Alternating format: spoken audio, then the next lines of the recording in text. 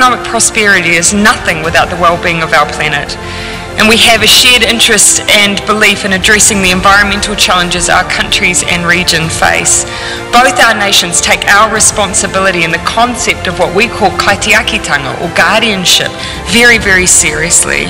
And that's why I believe ultimately that connection that we have to the whenua, the land, and that you have equally to the ocean and the land, means that we are joined in our commitment and leadership role that we all must play on climate change in the Pacific and internationally.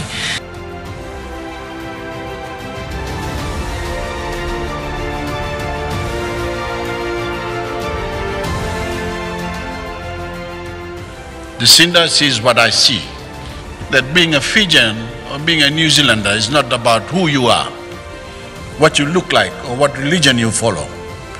It is about the love you hold in your heart, love for your country, and love for your fellow citizens. And when we tap into the fabric of nationhood that binds our people together, there is no challenge we cannot overcome.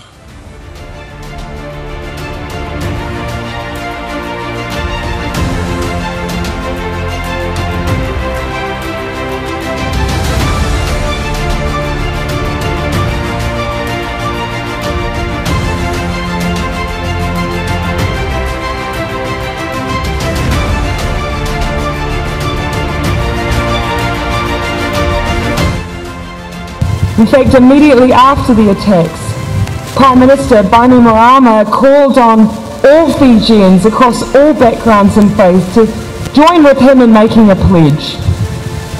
Wherever you are and wherever you encounter someone who says something racist or hateful, whether it's online or in person, say something.